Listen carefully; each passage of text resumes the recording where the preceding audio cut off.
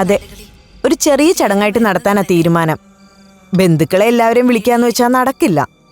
അതുകൊണ്ട് വീട്ടുകാര് മാത്രമായിട്ടൊരു ചടങ്ങ്, അത്രേ ഉള്ളൂ. തീർച്ചയായിട്ടും. കല്യാണത്തിന് നിന്നെ വിളിക്കാതിരിക്കയോ? ആ ശരി. ബാങ്കിലെ ആനിയാ. എന്റെ അമ്മേ, ആ TV നിർത്തിയിട്ട് വന്ന് കഴിക്ക്. കാര്യമൊക്കെ ശരി തന്നെ. ചടങ്ങ് എത്ര ചുരുക്കി നടത്തിയാലും വേണ്ടപ്പെട്ടവരെ വിളിക്കാതിരിക്കുന്നത് മോശമല്ലേ മുരളി?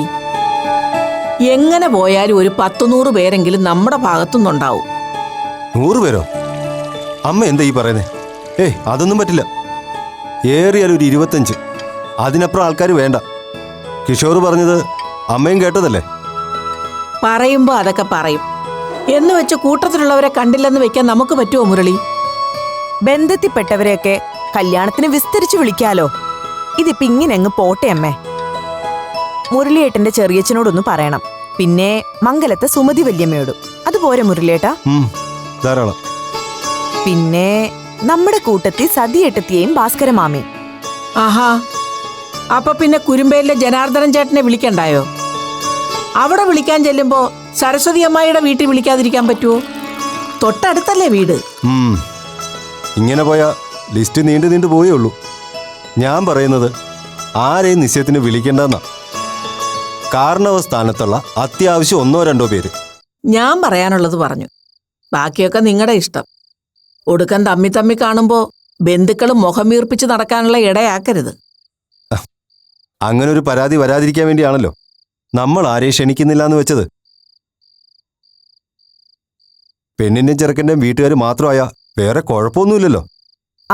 മാളു വാ. മാളു, ഞങ്ങൾ നിന്റെ എൻഗേജ്മെന്റിനെ പറ്റി പറഞ്ഞുകൊണ്ടിരിക്കുകയായിരുന്നു. അരുണിന്റെ ബ്രദറിൻ ലോയ്ക്കും സിസ്റ്ററിനും ചടങ്ങ് സിമ്പിളായിട്ട് മതിയെന്ന അഭിപ്രായം. പക്ഷേ ഇവിടെ നിന്റെ മുത്തശ്ശിക്കും അമ്മയ്ക്കും ചടങ്ങ് വിശാലമാക്കണമെന്നാണ് അഭിപ്രായം. എന്താ കല്യാണ പെണ്ണിന്റെ ആഗ്രഹം? അതും അറിയണമല്ലോ.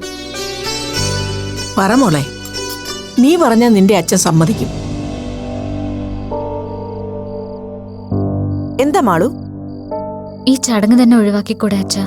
ഇപ്പൊ എന്തിനാ ഇങ്ങനെ? എന്താ നിനക്കിപ്പോ അങ്ങനെ തോന്നാൻ? ആരെ ബോധിപ്പിക്കാനാ ഇപ്പോ ഈ എൻഗേജ്മെന്റ് തീരുമാനിച്ചിരിക്കുന്നത്?